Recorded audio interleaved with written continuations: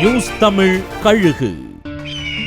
ஒவ்வொரு மாவட்ட செயலாளர் நியமனத்துக்கும் ஆள் வச்சு கலெக்ஷன் பண்ணி கல்லா கட்டுறாங்களாம் புசி ஆனந்த் தரப்பு.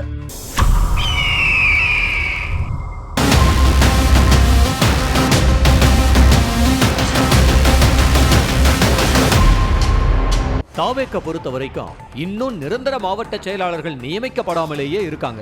அதுக்கான பணிகள் நடந்துகிட்டு இருக்கிற நிலையில மாவட்ட செயலாளர் நியமனத்துல தான் சிக்கலே உருவாயிருக்கு. கட்சியோட பொதுச் செயலாளர் புசி ஆனந்த் தரப்பு கேட்ட பணத்தை தராதவங்களுக்கு மாவட்ட செயலாளர் பதவியை மறுக்கிறதும், அவங்கள பார்த்து நீங்கெல்லாம் மாவட்ட செயலாளர் பதவிக்கு ஆசைப்படலாமா அப்படின்னு கேட்கிறாராம். தென் மாவட்டங்கள்ல நியமிக்கப்பட்டிருக்கும் தற்காலிக மாவட்ட செயலாளர்கள் கிட்ட இதுவரைக்கும் 50 லட்சம் கலெக்ஷன் பண்ணி கொடுத்திருக்காரு திருநெல்வேலி மாவட்ட பொறுப்பாளர் சஜின்னு சொல்றாங்க தாவைக்கவினர். எந்தெந்த மாவட்டத்துல கோஷ்டி பூசல் மற்றும் மாவட்ட செயலாளர்களுக்குள்ள போட்டி இருக்குன்னு டார்கெட் பண்ணி ஒவ்வொருத்தரையும் தனியா கூப்பிட்டு பேசி நீதான் அடுத்த மாவட்ட செயலாளர் அப்படின்னு ஆசை வார்த்தை சொல்லி பணம் வசூல் செய்யறதா சஜி மேல புகார்களை முன்வைக்கிறாங்க தாவைக்கவினர். திருமா பங்கேற்கும் கூட்டங்கள்ல தவறாம தலை காட்டுறாரா ரவிக்குமார். ஆதவர்ஜினாவை ஓரங்கட்டதான் இந்த முடிவா.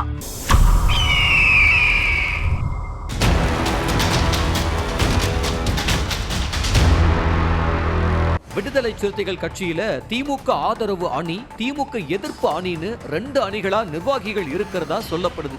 கூட்டணி ஆட்சி அதிகாரத்துல பங்குன்னு திருமா பேசினதுல கட்சியில திமுக கூட இணக்கமா இருக்கிறவங்களுக்கு கொஞ்சம் வருத்தமா. அதே சமயம் ஆதவ் அர்ஜுனாவோட செயல்பாடுகளை திருமா எதிர்க்காததும் கட்சிக்குள்ள மனக்கசப்பை ஏற்படுத்தி இருக்கு. இந்த நிலையில கட்சி நிகழ்ச்சிகள்ல பெருசா தலை காட்டாத ரவிக்குமார் இப்ப திருமா பங்கேற்கிற எல்லா நிகழ்ச்சிகள்லயும் பங்கேற்கிறாராம். அது மட்டும் இல்லாம பல விஷயங்கள்ல முரண்பட்டு நின்ன விசிக நிர்வாகிகள் எல்லாம் ஆதவ் அர்ஜுனா விஷயத்துல ஒன்னு சேர்ந்திருக்காங்களாம்.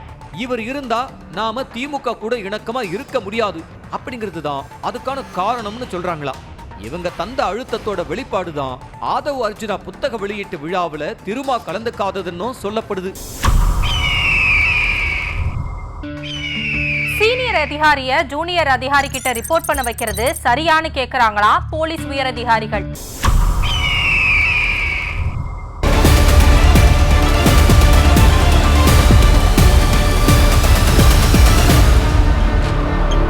அடுத்த டிஜிபி ரேஸ்ல இருக்கிற ராஜீவ் குமார் 1992 IPS பேட்ச் அதிகாரி. பீகாரை சேர்ந்த இவரு எந்த சர்ச்சையிலையும் சிக்காம இருந்தாரு. கடந்த நவம்பர் 27ஆம் தேதி ராஜீவ் குமார திடீர்னு ஆவின் லஞ்ச ஒழிப்பு பிரிவு தலைமை அதிகாரியா ஒரு சாதாரண பதவிக்கு நியமிச்சிருக்காங்க. இந்த பிரிவிற்கு சாதாரண SP அந்தஸ்துல இருக்கிறவங்கள தான் நியமிப்பாங்க. இப்ப படிப்படியா உயர்த்தி டிஜிபி அந்தஸ்து வரைக்கும் உயர்த்திட்டாங்க. இது எப்படி நியாயம்னு போலீஸ் உயரதிகாரிகள்ல ஒரு சாரார் மத்தியில சலசலப்பை ஏற்படுத்தி இருக்கு. இதுல இன்னொரு விஷயம், லஞ்ச ஒழிப்பு பிரிவு தலைமை அதிகாரி எந்த ஒரு பிரச்சனையானாலும் கூட ஆவின் நிர்வாக இயக்குநர்கிட்ட தான் ரிப்போர்ட் செய்யணும். இப்ப நிர்வாக இயக்குனரா இருக்கிற வினித் IAS 21 வருடங்கள் ஜூனியரான வினித் கிட்ட சீனியர் IPS அதிகாரி ராஜீவ் குமார் ரிப்போர்ட் செய்வது முறையா அப்படிங்கிறது தான் போலீஸ் உயரதிகாரிகளோட கேள்வி. ஆனா IAS வட்டாரத்துல கேட்டா சென்னை மாநகர போக்குவரத்து கழகம், மின்துறை போன்ற துறைகள்ல இதே நடைமுறை தான் கடைபிடிக்கப்படுது. விஜிலன்ஸ் பிரிவுல IPS வேலையை அவர் செய்வாரு, நிர்வாக ரீதியான வேலையை IAS அதிகாரி செய்வாரு. இருவரும் இணைஞ்சு இதுவரை செயல்பட்டு வர்றதுதான் நடைமுறை. ஆனா ஆவின் பிரிவுல புதுசா டிஜிபி அந்தஸ்துல இருக்கிற ராஜீவ் குமார் நியமிக்கப்பட்டிருக்கிறதுனால சிலர் இந்த சர்ச்சையை கிளப்புறதா சொல்றாங்க.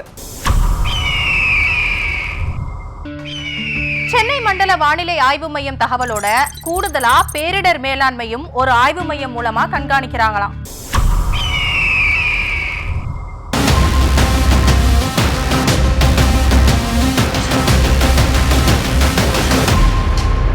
வானிலை நிலவரங்கள் பத்தியும் புயலோட நகர்வுகள் குறித்தும் சென்னை மண்டல வானிலை ஆய்வு மையம் தகவல்களை கொடுத்துட்டு வர்றாங்க. அதோட துல்லிய தன்மையை தமிழக அரசு தொடர்ந்து கேட்டுட்டு வர்றாங்க. அவங்க தர்ற தரவுகளோட ஒரு அதிநவீன வானிலை நிலவரங்களை ஆய்வு செஞ்சு கணிப்புகளை வழங்குற பிரிவை எழிலகத்தில் இருக்கிற தமிழ்நாடு மாநில பேரிடர் மேலாண்மை மையத்துல நிறுவி இருக்கான். இது சொல்ற தகவல்களை வானிலை ஆய்வு மைய தரவுகளோட ஒப்பிட்டு வேகமா பணிகளை முடிக்க திட்டமிட்டு இருக்கான் தமிழ்நாடு அரசு. இந்த பிரிவு தலைமைச் செயலாளரோட நேரடி கண்காணிப்புல இயங்கி வருதான்.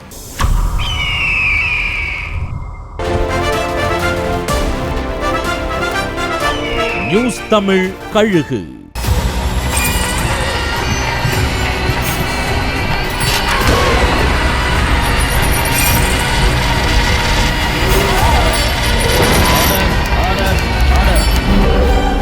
குற்றங்களின் மறுபரிமாணம் நிகழ்தகவு நமது நியூஸ் தமிழ் தொலைக்காட்சியில் விரைவில்.